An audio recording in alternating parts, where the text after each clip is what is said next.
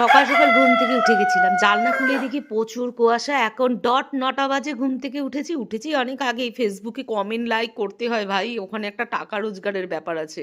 যাই হোক, এখন 14 ডিগ্রি সেন্টিগ্রেড, তাড়াতাড়ি জানলা বন্ধ করে দিয়েছে। আজ ভাইজির আসবে, সাদা আলুর তরকারি, চা, লুচি, এগুলো সকালে। তারপরে কাতলা মাছ রান্না করছিলাম, খুব জলদি জলদি রান্না করছিলাম।